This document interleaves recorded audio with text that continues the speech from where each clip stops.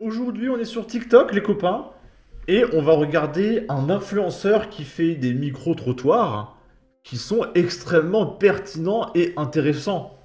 Il traite de sujets de société capitaux, d'accord, et incontournables. Et du coup, là, il interroge des passants au hasard et il leur demande, pendant 24 heures, s'il n'y avait pas la police, qu'est-ce que vous feriez? Vraiment, là, c'est... Mais c'est incroyable, hein, j'ai plus les mots. Oh, mais ce pays de racailles, quoi, c'est incroyable. Du coup, on va écouter ça. Pendant 24 heures, s'il n'y avait pas la police, qu'est-ce que vous ferez comme crime? En plus, le mec, il dit de façon agressive. Ouais, tu vas faire quoi comme crime? Et le mec, il est en capuche, etc. Et en plus, il a des crocs. Mais c'est quoi ça? En pyjama? N'importe quoi, hein. Bon, je la remets. Pendant 24 heures, s'il n'y avait pas la police, qu'est-ce que vous ferez comme crime? Je pense que je vais braquer un Footlocker, je vais prendre toutes les paires de chaussures. Et peut-être aussi tout ce qui est Pandora et tout le tralala pour des bijoux. Mais les chaussures. Et toi aussi, qu'est-ce que tu ferais comme crime? Ouais. Bah, Gros crime même. braquer les magasins. Tu ferais comme crime, des gros crimes. Le mec, il veut que la nana elle dise ouais, je vais aller tuer des mecs et tout. Il est énervé le mec, hein. Attendez, je vous la remets pareil, c'est incroyable encore. Crime. Ouais. Bah, Gros crime même. braquer les magasins de vêtements que j'aime bien, de chaussures, etc. Pareil. Des trucs que j'aime bien. Ah ouais? Ok, imagine on te dit... Ok, après la suite de la vidéo elle est moins intéressante. Mais c'est quand même incroyable, hein. Les micro-trottoirs en 2024. D'accord? Alors après cette vidéo est programmée. Je la sortirai pour quand ce sera les vacances. Donc ça se trouve elle sortira en 2025. Mais là je la tourne en 2024. C'est incroyable en 2024. Ok. Et là on va regarder quelques vidéos de prison françaises. Bon, à part celle-là, c'est une prison portugaise. Et le mec va fabriquer de la vodka.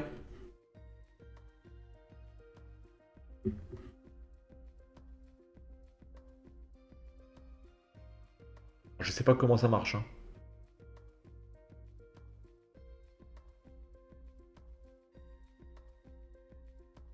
Il y a une musique de rap, hein. Ok, c'est merveilleux. Ici, il y a un mec qui nous partage un buffet, mon gars. Huîtres, homards.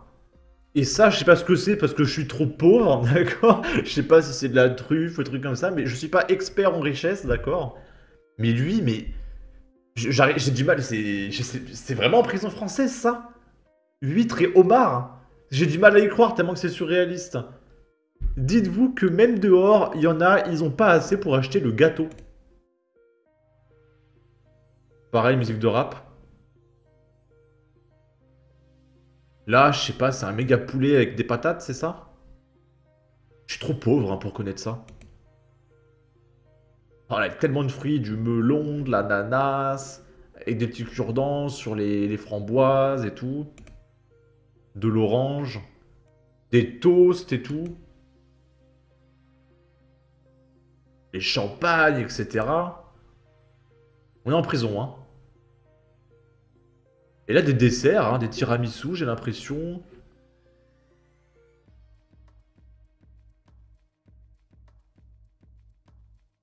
Ouais, non, mais je pense vraiment qu'on est en prison, hein. Il a un drap à la Casa des Papel. Mais oui, c'est posté par prison.000. C'est là où je fais quasiment toutes mes vidéos sur les prisons françaises. Non, c'est ce mec, hein. Enfin, on est vraiment en prison française, sans déconner. Je commence à me demander qui est réellement en prison. Ah oui, pauvre France.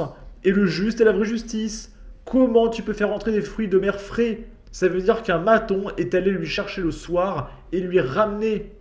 L'alcool est-il autorisé dans ta religion? C'est vraiment en prison, c'est OSTP. C'est incroyable. Ici, un mec qui tweet, c'est incroyable. La prison en France, c'est réel. Donc pareil, des bouteilles de champagne, etc. Et là, je crois qu'il fait un anniversaire, parce qu'il y a un gâteau. Musique de rap, encore une fois. Sauf que là, le mec, il a littéralement un Kinder Bueno, mais emballé. Avec le plastique sur le gâteau, parce que le mec est trop stupide pour faire la mise en place. Donc je pense qu'il a acheté le gâteau tel quel. Et il a 30 ans. Voilà, c'est ses 30 ans, les copains. C'est son anniversaire. On applaudit. On applaudit, d'accord. Un magnifique gâteau au chocolat payé par nos impôts avec du champagne.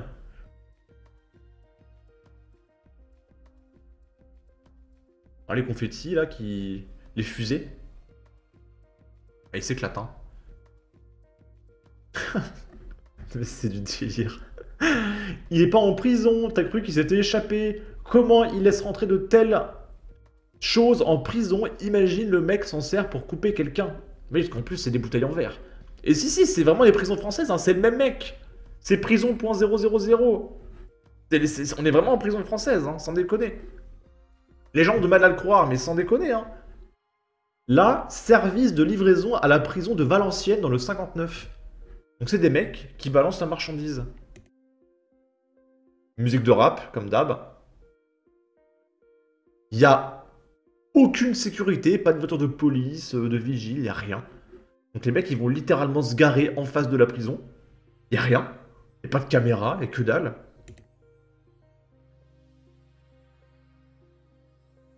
Ah, ils envoient la quantité, hein. Puis là, je comprends pas. Les vigiles, ils font pas une balade dans la cour? Parce que là, quand ils jettent ça comme des sacs à patates, c'est-à-dire que tu te lèves le matin, tu vas dans la cour, il y a plein de matériel. Donc, est-ce que les vigiles vont dans la cour avant de libérer les détenus pour aller récupérer tout ça? Ou est-ce que les détenus sont tellement en roue libre qu'ils vont dans la cour quand ils veulent? Je sais pas. Je comprends pas comment ça se passe. Ici, c'est un témoignage. J'ai déjà vu des choses improbables comme la proposition de cours de judo à des détenus, auteurs de violences S, pour leur apprendre à se contrôler, témoigne dans Le Parisien un représentant syndical de l'administration pénitentiaire. Il rappelle avoir vu en 2015 un détenu profiter de sa permission pour V une femme. J'ai déjà vu des choses improbables comme cette fameuse proposition de cours de judo.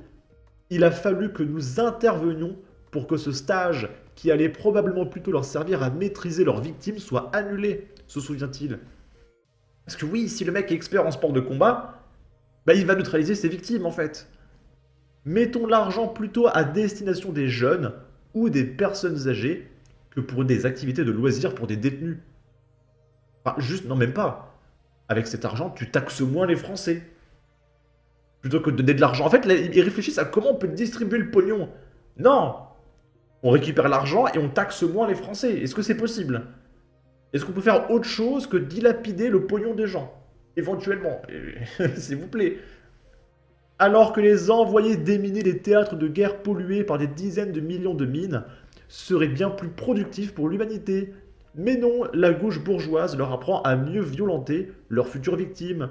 Le judo n'a rien de défensif, juste que ça permet de contrôler l'autre avec un minimum de dommages. On en revient à un assaillant a plus le droit de se défendre que la victime. Ok, en tout cas, n'hésitez pas à donner votre avis, votre opinion, à partager, liker, commenter, ça aidera au référencement de la vidéo sur YouTube. Abonnez-vous, suivez-moi sur Twitter, et à la prochaine pour de futures vidéos. Ciao!